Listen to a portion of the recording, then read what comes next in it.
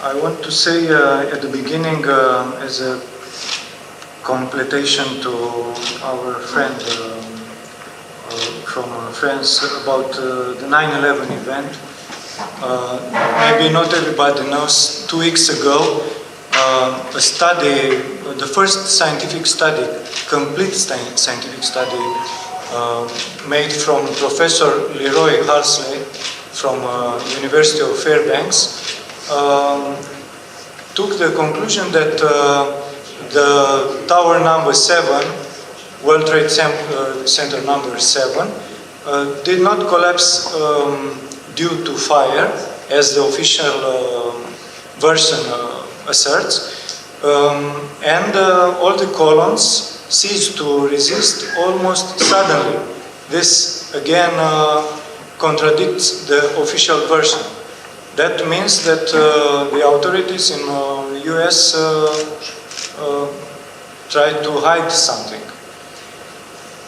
Now, I want to speak about some general features of the globalist unipolar order that is led by United States. Concerning the economic line, it has been created the petrodollar system, which steadily favors the American dollar as the global reserve currency. The system of national banks is centralized under the control of a Western transnational cartel. States are encouraged to borrow and become debtors, and in this way, debts increase exponentially. With increasing debts comes the loss of sovereignty and natural resources. States that tend to get out of the system are subject to economic sanctions that affect them very hard precisely because of the fundamental levers of the system are controlled by the globalist elite. And I want to give 2 examples. Last year in Venezuela died 40,000 people because of the sanctions imposed by United States. The general opinion is that these sanctions are very soft. They affect only the political elite, but this is not true. Sanctions kill people. And not only 40,000 people died, but 300,000 people are in a stage of risk because they lack fundamental necessities like medicines. People with diabetes, they cannot procure insulin and so on. And some analysts, very respected, like Jeffrey Sachs, said that this is like punishment, public punishment of the Venezuelan people. Another example, in 1991, after the US-led coalition through UN imposed sanctions to Iraq after the first Gulf War, 1.5 million people died, from which 500,000 children. And at a TV show, Madeleine Albright in 1997, if I remember well, said directly at the question if it was the price, it was a hard choice, but yes, the price is worth it. So a very cynical mentality of the globalist elite. So this is about the sanctions. Until recently, there was not much alternative, but the situation has changed since more and more states began to understand that the only way out within the dominance of the globalist monopoly is the alliance with other states in order to achieve a multipolar order. In this regard, one may remark that a firm process of de-dollarization has already begun. As we know, many states avoid transactions in dollars. Russia, for instance, bought a lot of gold, and many states expect any time could occur a collapse of the financial system led by US. US used the hard power, the soft power, and the so-called sticky power to become the a kind of axis of the general economic system. But very soon it is possible that this economic system will collapse.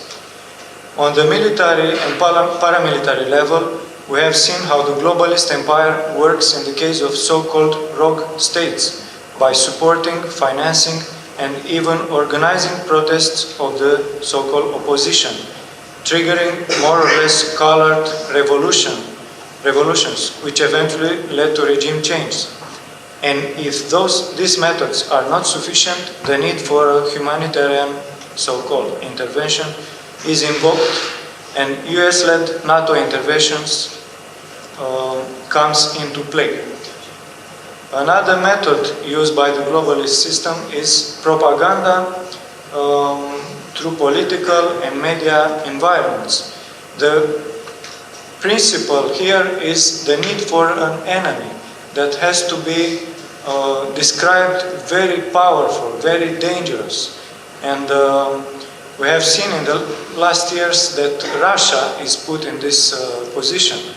And I made a study which is called America's Plan for World Hegemony, and I want to quote some sources from US Congress Research Service that was published in October 2017 in daily newspaper National Interest. And they say, after the end of Cold War in 1991, the US has engaged in more wars than ever before, 188 military interventions that attacked other states. So until 1991, the US empire said that USSR is the empire of evil. So after the USSR collapsed, these interventions were not justified. But despite this, we can see that the interventions increased very much in number, as many as never in the previous periods. In its 240-year existence, the US had almost no peace periods in which it would not have waged war with anyone. Another important observation, as I said before, is after the Empire of Evil collapsed, the American interventions increased. After 2001, another threat was found with the threat of terrorism. But as there are many accounts, this terrorist organizations was financed, organized, and even trained by Western coalitions. And in this study I gave a lot of examples. About propaganda, what I said, we may ask which is the role of NATO these days. And we can make a brief comparison about the NATO budget in 2018 was about $1 trillion. To be more accurate, $963 billion. But the military budget of Russia was $61 billion. That means 15 times lower than the one of NATO. So we may ask yourself, who threatened here? Who threatened who here? Because all the rhetoric of Western analysts is that Russia is the biggest threat for world peace. But we saw that the budget of NATO is much bigger, so the force is in a very big discrepancy. On the social and ideological level, the support of structures of society, the traditional hierarchies, the social classes were weakened by the globalist system. The class of free intellectuals and the clergy, then the class of small independent traders, and in general, the whole middle class, which almost disappeared. Globalism divides society into the elite of the very few super rich that have the power, and on the other side, the great mass of people held in ignorance, poverty, and manipulated to vote as suggested by the media, which is almost in totality owned by the elite. Democracy have become an instrument of leveling and destructuring, atomizing the society under the motivation of equality and human rights. Regarding the concept of nation, which we know very well that the globalists hate this concept of nation, they want to erode this organizing as nations. I recall that, for example, the German philosopher Hegel saw the nation as an expression of a divine order manifested on earth. I quote, "The unity of the universal and subjective will is found in the state, in its laws, in its universal and rational arrangements," of course, from an archetypal point of view. On the same time, an important Romanian historian and politician, Nicolae Iorga, said that what defines a nation is a communion of consciousness and soul between the members of the nations. I quote, "We are together because there is for all the same custom regime, the same administration, the same everyday circumstances, but most of all because the same soul animates us all." Few words about what Russia represents now.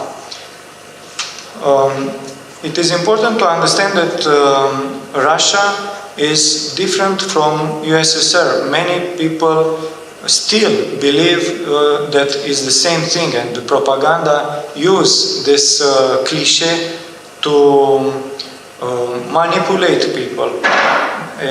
And this propaganda say that Bolshevism has been a plague for all humanity and was imposed by Russians. But this is not true. A lot of documents prove this.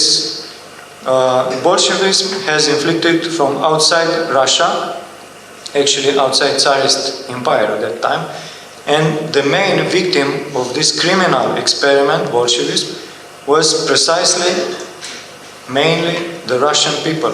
Tens of millions of people died as a result of this Bolshevik cruelty to impose a communist order worldwide. And after the communists become oriented to nationalism, we saw that the communism in Russia has been destructed, and this role to achieve global order is taken by the globalism. I also want to emphasize that Russia is currently the main pole of Christianity in the world, the pole of conservatism regarding the Christian moral and spiritual traditions that once set the basis of the entire European culture. Yet these Christian values have been almost completely uprooted in the West through the assault of so-called progressive and political correct norms. And in the end, we see that the progressivism and correct political thinking of today's Euro-Atlantic society tend to conduct to a uniformization and disaggregation of these deep resorts at the level of national consciousness. And in this way, would result, if this leveling tendency would succeed, would result a flat amorphous conglomerate in our societies. I think that a real alternative to the globalist system can occur only through an alliance on militarily, economical, and mostly spiritual level between nations. And in this regard, about spiritual level, whatever good ideas we have, if they are not assimilated and then supported by the people, the system remains vulnerable to regime change, corruption, and manipulation. And maybe the most important mutation is the recognition in general population of the, I would say, vertical dimension that is rooted in traditions and oriented through collective aspiration to a divine model. Thank you.